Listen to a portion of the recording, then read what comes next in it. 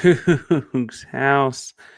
The Houston Cougars got some news that's not so surprising, but does mean they have some holes to fill in the transfer portal.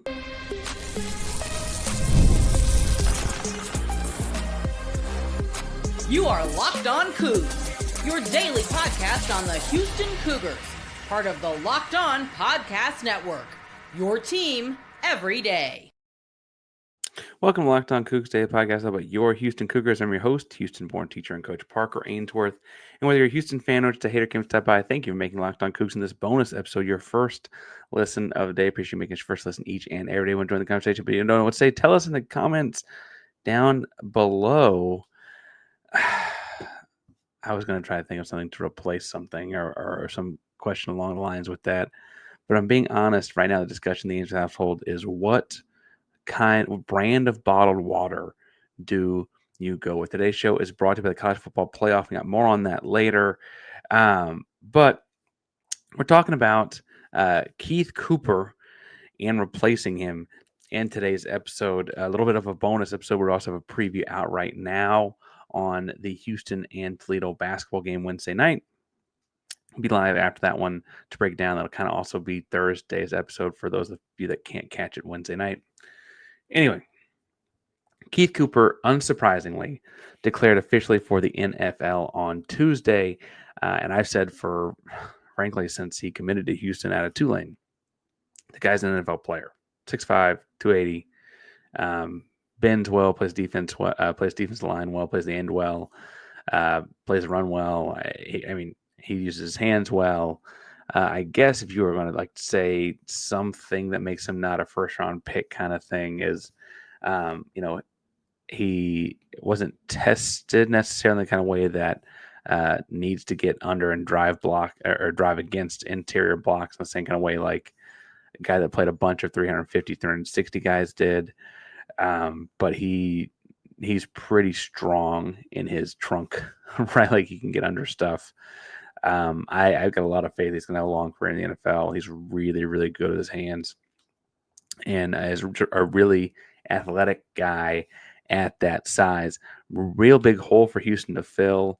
Again, it's not surprising he's going to the NFL and all of that, but Houston does have this glaring hole now at defensive end on the depth chart. And as you map things out between guys leaving the transfer portal and stuff like that, you got to figure out what you're going to do there. And I guess I want to first talk through, I think the natural replacement is actually already on the roster, but it would require a position change. And that is Brandon Mack. Remember, Brandon transferred in from Ole Miss a couple of years ago, has been playing what they call the dog position, a hybrid outside linebacker coverage sometimes. Sometimes he's rushing the passer kind of position. And Brandon Mack did a good job of that. I think the thing he did the best, though, was play on the line like a defensive lineman. And so while it might be a little bit undersized, he's got the height and length. He's just more athletically built. He's a little bit lighter in the pants than a typical defensive end. Assuming that Austin Armstrong, the defensive coordinator, is going to be running what he did at Florida with three traditional down linemen and kind of a hybrid type guy. Being one of those three traditional types, is going to have to kind of be a little bit heavier body type. You got a lot of time to put that weight on. And also, I'd always rather have a guy that's undersized and quick than a guy that's too big and slow. And so I think that Mack can do that job.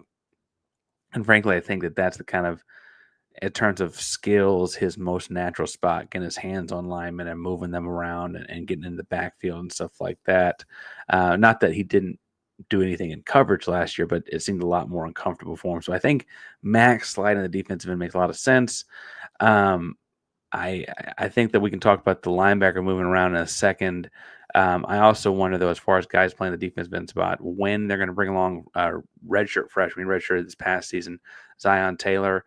Zion was a highly sought after recruit. He stuck on with the coaching change, stayed committed to Houston, wants to do it for the city of Houston. And admittedly, I have not seen his body transformation. Redshirt guys typically gain a lot of good weight and getting big, strong, and fast. But I do think that if you watch his high-level high school tape, is pretty competitive high school football player in the Houston area. And I But at some point, the Shadow Creek connection Houston's building, which Shadow Creek, Ridgepoint, Austin Carlisle, these Austin Carlisle, these Houston area schools, um, are all great connections Houston's building. I mentioned reaching out to guys. I will talk in a second about guys from North Shore, stuff like that in the portal. Um, but they also are going to start to play a little bit younger. You'll see because you're bringing in high end recruits like Zion Taylor.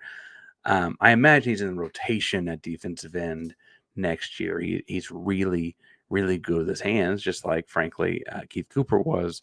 But I want to see with his growth in his body and stuff like that, body development, what he turns into. Taylor finished high school at about 220 pounds. To play defensive end in the scheme, I bet he needs to be closer to 250. So we'll see. Brandon Mack is about 255, 260 himself. So we'll see what those kinds of things are. But in moving those two guys to the defensive end spot, you're losing the dog position. And that's that hybrid linebacker type that both last year's defense under Shield Wood and next year's defense under Austin Armstrong will both have. And I think the deal there will be that it kind of feels like it's about time we see a lot more Latreveon McCutchen. Latreveon McCutchen's the younger brother of cornerback starting DB Latrell McCutchen. And Latreveon came on last year in that dog position, played a lot more as the year went on. And last couple games, while they didn't beat Baylor or BYU, he really made some strong defensive plays at that spot, got after the quarterback in the pass rush, was athletic enough to cover guys as well. He may be picture perfect for that position in the big picture. The issue is moving him out of a linebacker spot, as they did to do that last year, kind of makes the linebacker spot a new depth need. And I want to talk about that in 1 second. 1 second. But first, I do remind you that today's show is brought to you by the College Football Playoff because it's that time of year. The College Football Playoff is back, and with a newly expanded 12-team format, it's guaranteed to be bigger and better than ever, bringing you all the hard-hitting and high-flying excitement that you love. TNT Sports coverage of the College Football Playoff begins December 21st, starting with the College Football Playoff kickoff show presented by AT&T at 11 a.m. Eastern, leading into our first matchup. The SMU, Southern Methodist University Mustangs, battling the Penn State Nittany Lions at noon. Then the Clemson Tigers look to upset the Texas Longhorns in a showdown at 4 o'clock Eastern.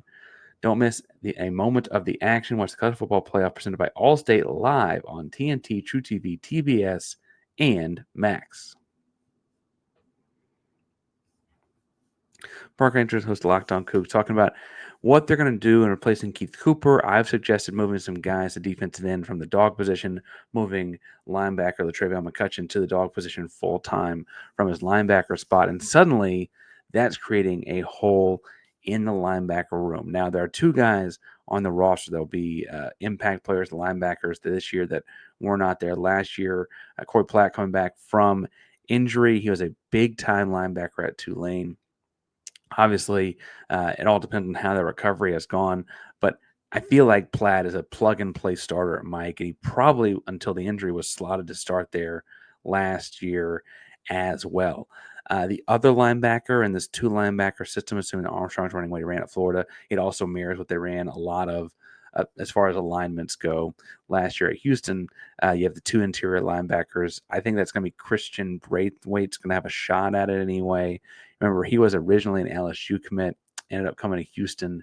Houston stole him from LSU. I mean, he was all but on campus for the Tigers. The Louisiana connection for Willie Fritz is a big deal. And you're older, another year in the weight room. I think Braithwaite's going to have a real shot to play. I'm still learning more about the Garner kid they've got as well in the linebacker spot.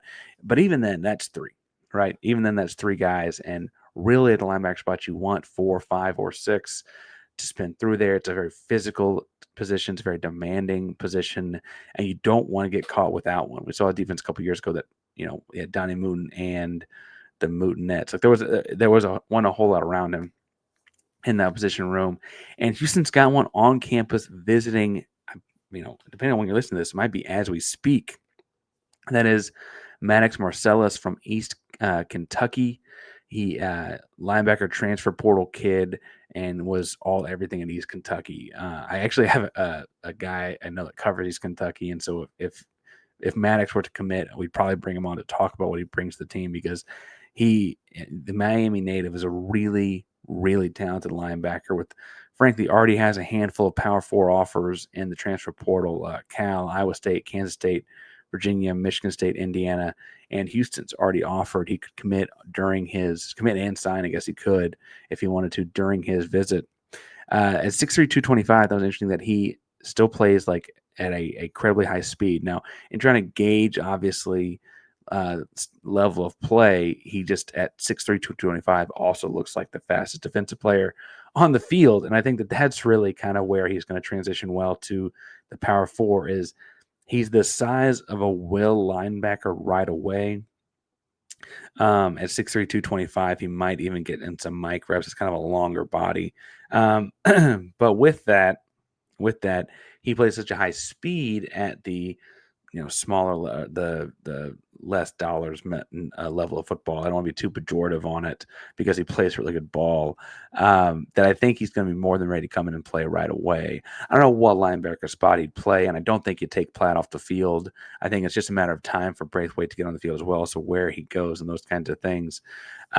Obviously, if Maddox Marcellus were to commit and sign, we dive a lot deeper. Again, I got a guy over there that I think we could talk to about getting it closer. What I do know, though, is my East Kentucky guy says he's a great kid and a great locker room guy.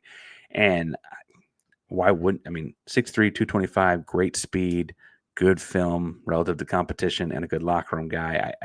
I don't know why you wouldn't want him on your roster. Houston has offered. He is visiting. And man, it'd be great to not let that kid off of campus. Now, he's not from Houston. I looked up a couple of guys that are originally from the Houston area. They're also in the transfer portal and play the linebacker spot. Two of them are from TCU. Terrence Cooks from Shadow Creek, talked about that connection, played at Texas briefly as a redshirt, but then played at TCU for the majority of his college career. And he just hasn't seen the field a whole lot. He's got the size of a will linebacker. At a high school, he projected to be a coverage linebacker. I could see Terrence Cooks getting a lot of run at Houston in a new system, new coaching staff, fresh start, those kinds of things. And he was a high-end recruit at high school. He was a 4-star kid out of Shadow Creek. So I think that there's a chance to tap into some maybe unrealized potential there, or maybe just give a kid a chance to really get on the field and showcase what he can do. He's been in some spots where he's been buried in depth charts. And as he's gotten a little bit older and more physically mature, I think he's ready to see the field a little bit. Why not have a Houston kid get that opportunity there? And if he ends up just being a depth piece, you want to keep Houston kids on your roster the best you can, right? Like those things are important. You want to build those relationships up with those high schools. And then a high school that Houston wants to really build a relationship up with is North Shore.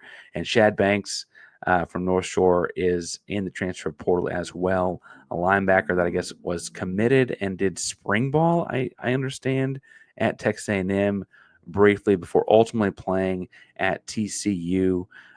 He played in just a few snaps this year before getting hurt. He's a grad transfer with a year of eligibility left. And I thought it was interesting looking at his career on Pro Football Focus, PFF, his grades on things. He started off his college career as a much better cover guy, had a big pick against Baylor as a freshman at TCU, and was kind of a hero of sorts for them that season.